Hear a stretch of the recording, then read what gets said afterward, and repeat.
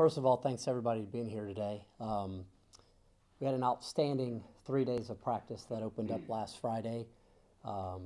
Terrific job by our guys of a lot of high energy, bringing it every day. You know, one of the biggest things that we talk about right now is every single time we take the field, our players have an opportunity to go out there and show a brand new staff, show a brand new head coach, show everybody in the building who's capable of going out there and winning a starting job and who's capable of helping Mississippi State University win the 2017 SEC championship. So, I mean, one of the biggest things I've tried to do is create an environment every day where our guys are constantly competing for playing time.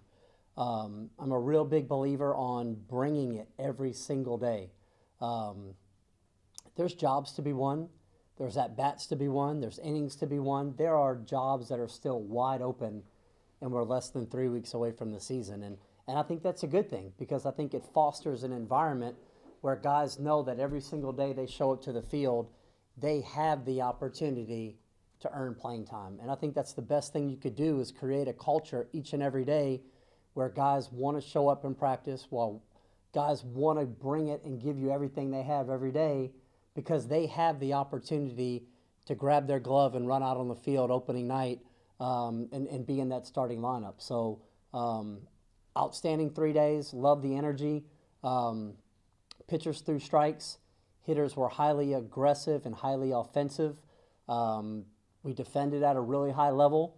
It was an outstanding 3 days of baseball, and we've talked about from the very beginning, less than 3 weeks from now, we have 4 games that we have to play Friday, Saturday, and 2 on Sunday. So, you know, it's a 72-hour span where you have a minimum of, 36 innings of baseball, so to speak. So, we have to get ourselves ready for long weekends up ahead of us. So we're certainly out on the field every day. We'll be out on the field here shortly for our 4th day of practice and have, high expectations of a great day today.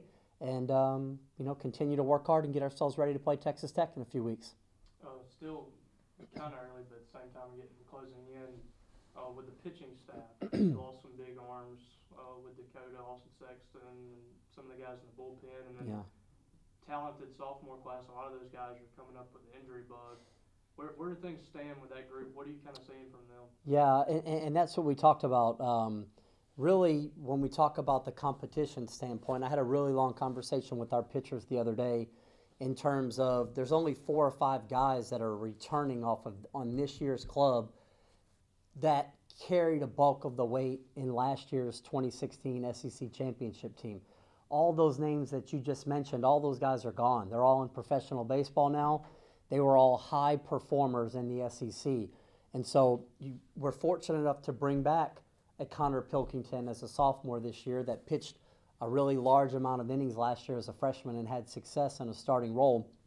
Feel great about what he's going to bring to our team. Feel great about the innings. He's a 6'3", 225-pound innings eater type of guy that's going to run his fastball into the low to mid-90s with a plus breaking ball and a feel for a changeup. And his work ethic and leadership is off the charts. I've been extremely, extremely impressed with everything that Connor Pilkington's done so far.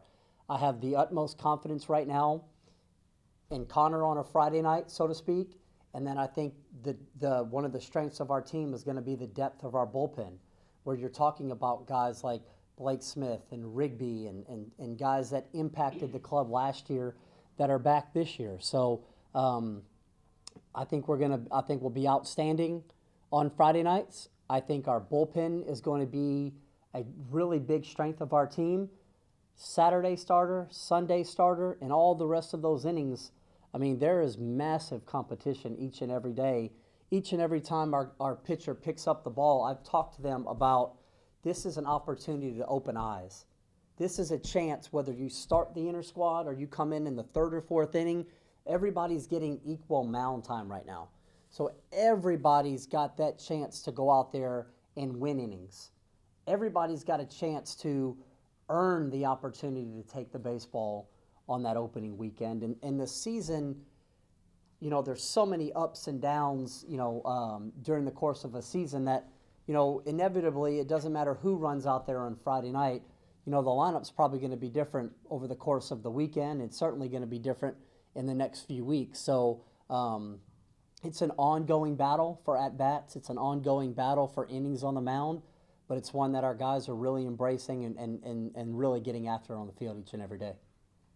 How do you create an environment when, devil's advocate, they say the culture's already been created by Coach Cohen? Sure. So how does Andy Cannizaro create an environment that says Andy Cannizaro? Absolutely. It's a great question. And I think one of the things that really is going to help me establish the culture that I want to have moving forward is last year's club lost so many guys. I think there were up to 12 guys, I believe, that signed professional contracts off of one team last year, which is unheard of in college baseball. So we've got a really young team. We've got a really inexperienced team. So this is probably the best time and perfect time in terms of a new coach coming in and establishing the type of culture and establishing the types of day-to-day expectations that each and every guy needs to have if they want to have the privilege and honor of putting on a Mississippi State baseball jersey every day. And so I think the timing of it allows me to instill a lot of the values that I want to have and that I think are important for our guys moving forward. What are some of those values? I think exactly like you talked about. I think the opportunity to earn and compete for playing time is there each and every day.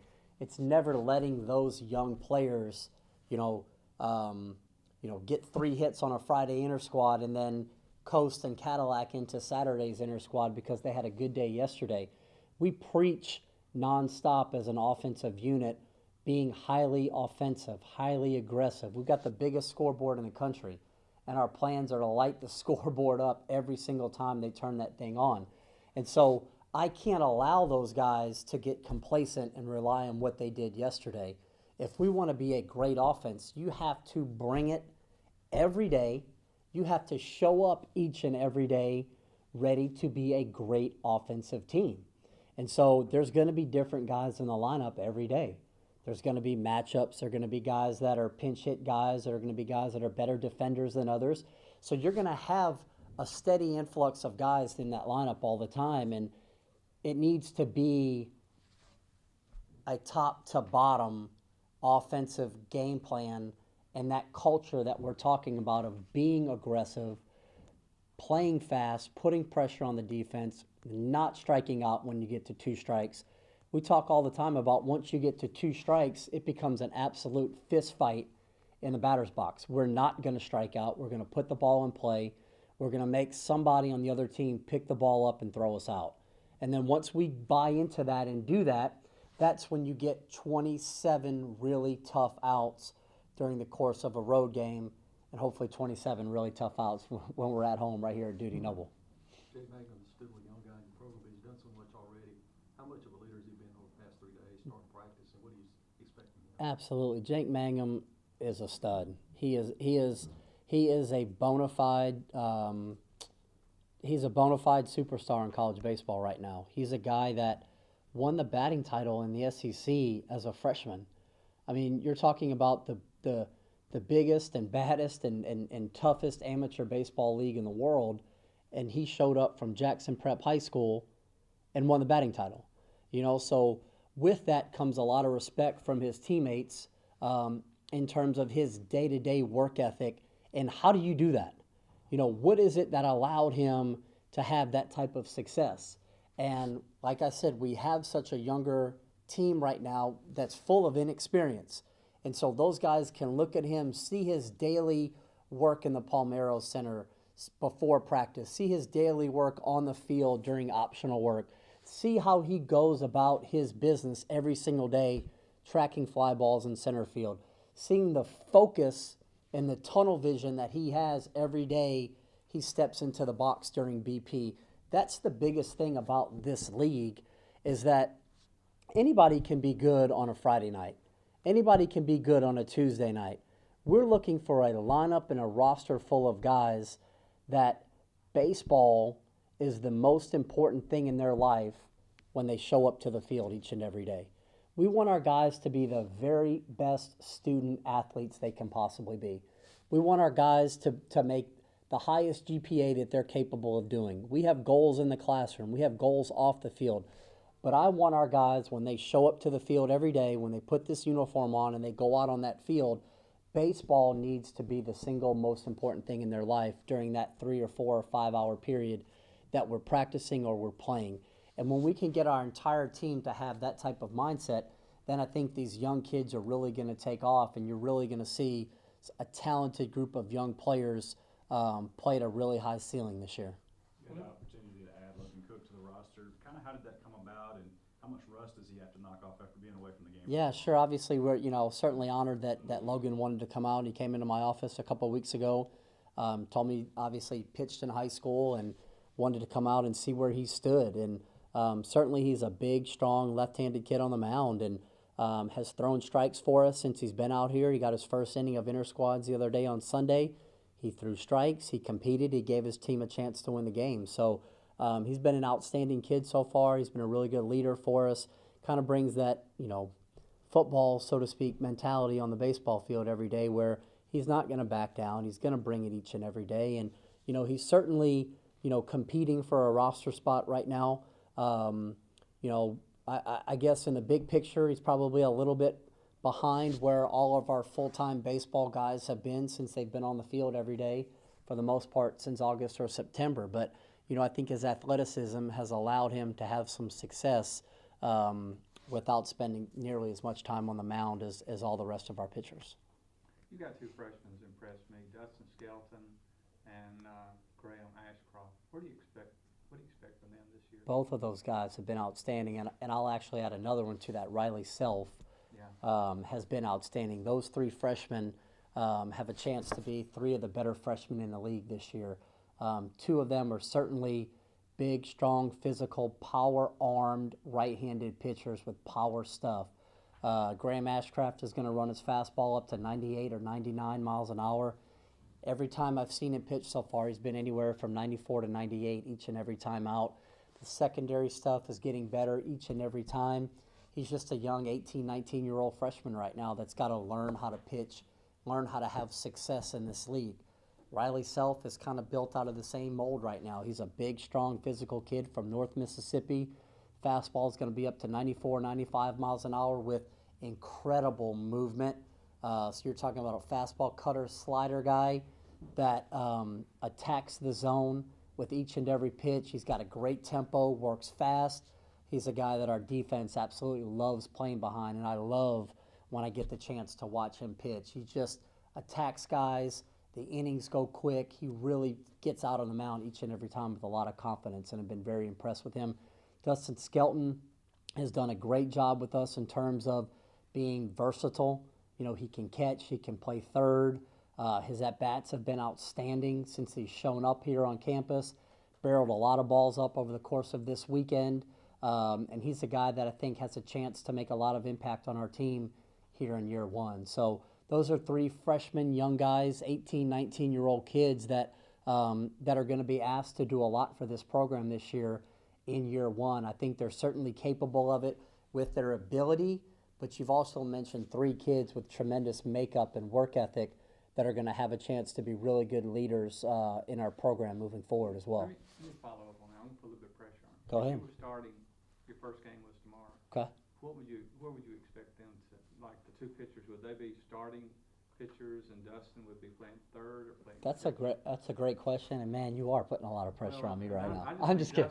I think Dustin's a star in the making. So do I. And I think he's one of the guys that has really benefited from, the approach and attitude of like, there are no guaranteed starting jobs right now.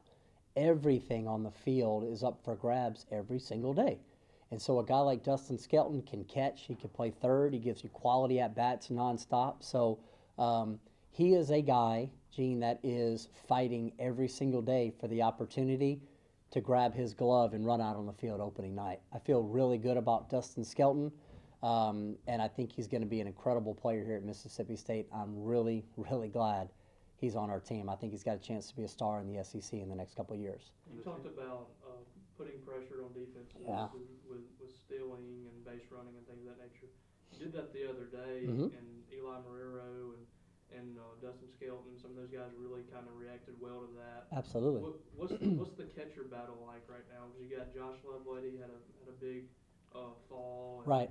Eli's coming back, and Skelton as well. What are you seeing with that group? Yeah, I think, the catching position, guys, is, probably one of the most important spots on the field. You're only a foul tip off the thumb or off the wrist from being down to your second guy, and it happens that fast. So, the catching position, we have 3 guys that I feel extremely confident in, with Lovelady, with Skelton, and Eli Marrero. So I think all 3 of those guys are competing daily for playing time. I would expect all 3 of those guys to play opening weekend, and I think it's just going to be an ongoing battle of who can go out there and win the job when the lights come on starting February 17th. But, our offensive aggressiveness, has created an opportunity for our catchers to really throw. To be confident in bat picking, to be confident in throwing the ball to second base and throwing the ball to third base. We are going to put pressure on the defense. And you have to start that today and last week and the first week that I got here. So our pitching staff knows we're running, which is allowing those guys to be quicker to the plate. Our catchers know we're running, so it allows them to really lock in and know that each time I have the opportunity to throw a guy out, I need to impress my new head coach. I need to be able to show him that I can stop and control the running game. So it's kind of a threefold thing right now, where offensively we are building the type of game that we're going to play in terms of being aggressive on the base paths and running. Pitching staff-wise is benefiting from it as well, because it's forcing guys to be quicker to the plate, and then catchers are getting a chance to throw all day long. So it's really helped our team in terms of getting our guys better on the mound, getting us better behind the plate, and forcing us to be better base runners and base stealers, knowing that our pitchers are quicker to the plate right now because they know we're running. So the offensive aggressiveness is something that I really believe in. It's the way that I played the game a long, long time ago.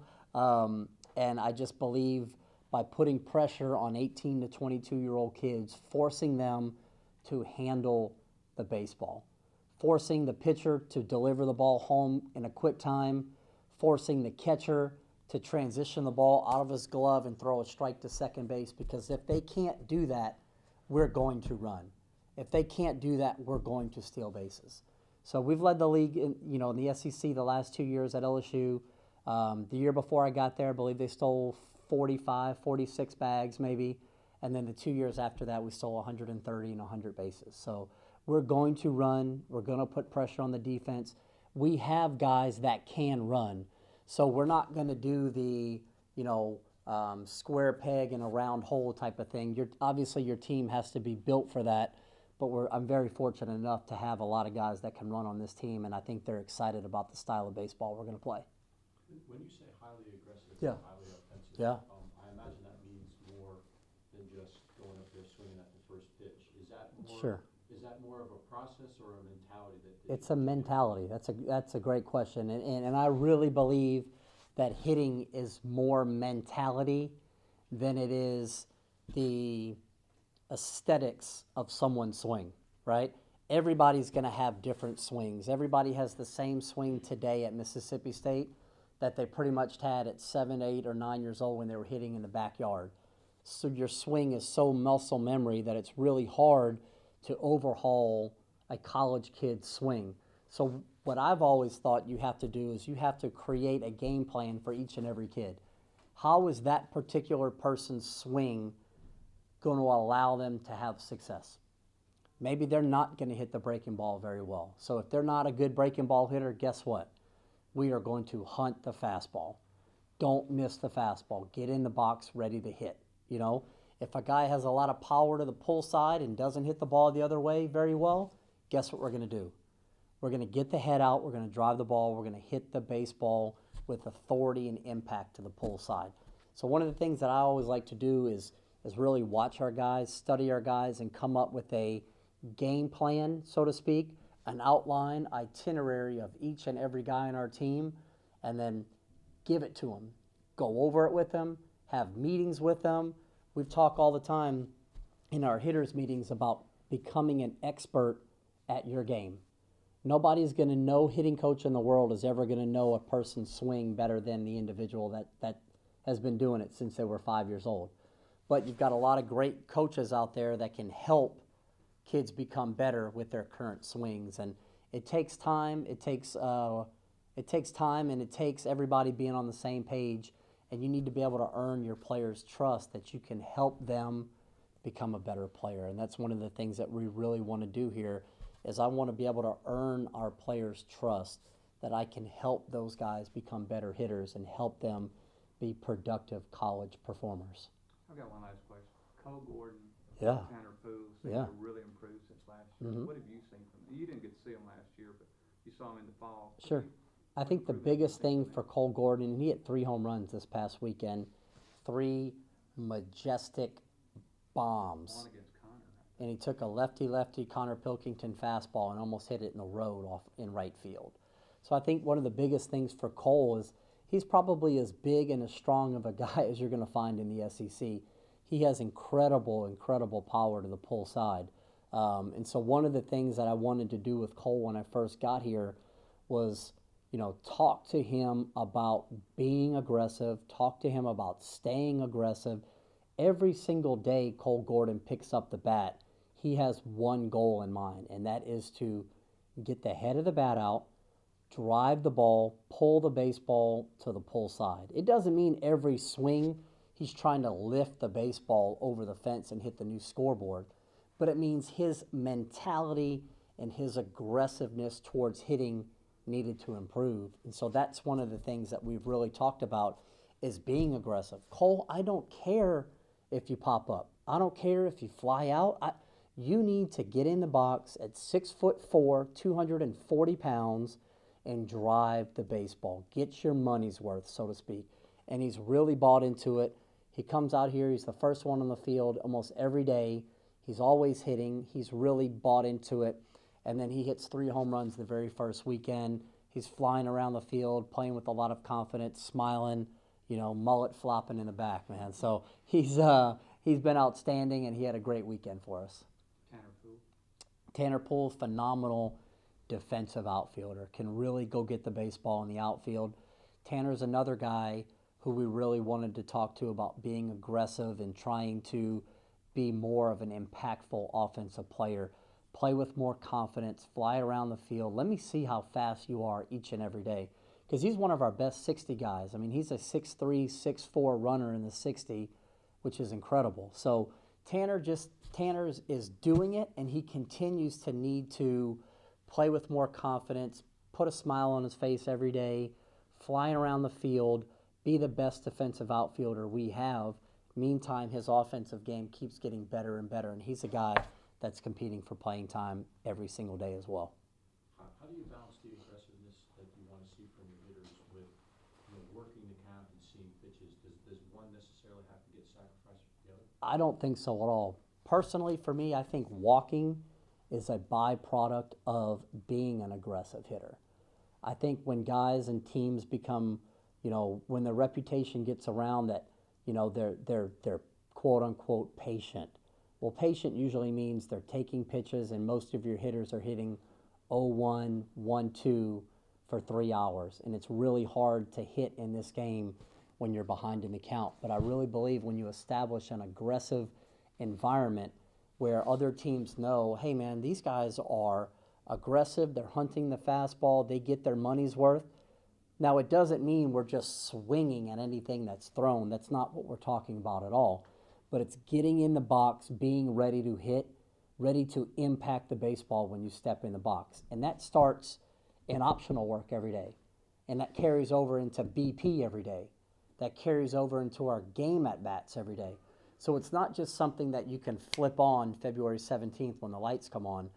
We have a rule in our cage and in our program now where, if you get in the cage and you foul off the first ball and you're late, or you top it, or take some kind of weak, lazy swing and hit the ball to the opposite field with your you get out of the cage. And I tell guys all the time, like, I'm not mad at you. I don't dislike you. I think you're an awesome kid.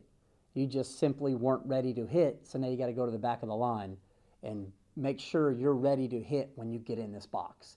Because I really believe that anything and everything good that happens offensively comes from an aggressive mindset. You can't be passive. You can't be tentative. Hitting is an offensive, aggressive thing, and so we try to create that each and every day. Any other questions for Coach? Anybody else? All right, thanks. Good deal. All right, fellas, thank you.